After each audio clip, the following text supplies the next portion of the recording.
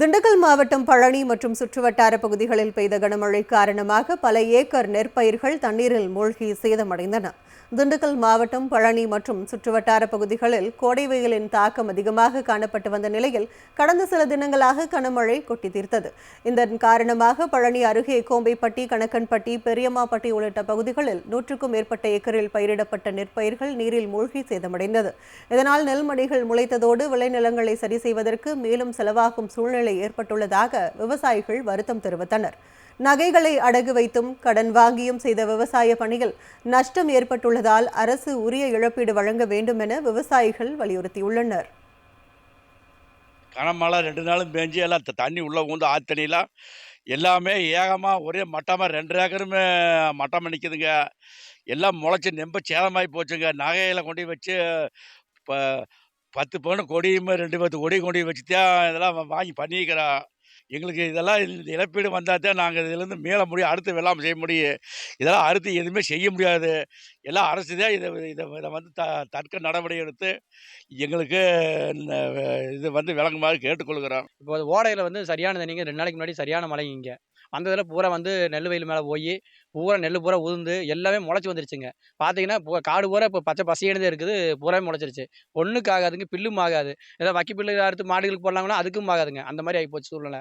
இதெல்லாம் வந்து அரசு வந்து எங்களுக்கு உரிய நிவாரணம் கொடுத்து இதை பண்ணாதான் எங்களுக்கெல்லாம் அடுத்து மேலும் மேலும் விவசாயமெல்லாம் பண்ணுறதுக்காகுங்க. இல்லைன்னா விவசாயிலாம் ஒன்றும் பண்ண முடியாத சூழல் போயிடும் போல. திண்டுக்கல் மாவட்டம் பழனி மற்றும் சுற்றுவட்டார பகுதிகளில் பெய்த கனமழை காரணமாக பல ஏக்கர் நெற்பயிர்கள் தண்ணீரில் மூழ்கி சேதமடைந்தன.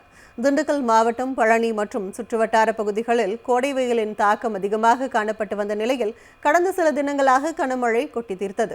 இதன் காரணமாக பழனி அருகே கோம்பைப்பட்டி, கணக்கன்பட்டி, பெரியம்மாப்பட்டி உள்ளிட்ட பகுதிகளில் 100க்கும் மேற்பட்ட ஏக்கரில் பயிரிடப்பட்ட நெற்பயிர்கள் நீரில் மூழ்கி சேதமடைந்தது. இதனால் நெல்மணிகள் முளைத்ததோடு விளைநிலங்களை சரி செய்வதற்கு மேலும் செலவாகும் சூழ்நிலை ஏற்பட்டுள்ளதாக விவசாயிகள் வருத்தம் தெரிவித்தனர். நகைகளை அடகு வைத்தும் கடன் வாங்கியும் செய்த விவசாய பணியில் நஷ்டம் ஏற்பட்டுள்ளதால் அரசு உரிய இழப்பீடு வழங்க வேண்டும் என விவசாயிகள் வலியுறுத்தியுள்ளனர். கனமழை 2 நாளும் பெஞ்சு எல்லாம் தண்ணி உள்ள ஊந்து ஆத்தண்ணிலாம் எல்லாமே ஏகமாக ஒரே மட்டமாக 2 ஏக்கருமே மட்டமாக நிற்குதுங்க. எல்லாம் முளைச்சி நெம்ப சேதமாகி போச்சுங்க. நகையில் கொண்டு வச்சு இப்போ 10 பவுன் கொடியுமே 10 கொடி கொண்டு வச்சு தான் இதெல்லாம் வாங்கி பண்ணிக்கிறோம். எங்களுக்கு இதெல்லாம் இழப்பீடு வந்தால் தான் நாங்கள் இதுலேருந்து மீள முடியும், அடுத்து வெள்ளாமை செய்ய முடியும். இதெல்லாம் அடுத்து எதுவுமே செய்ய முடியாது.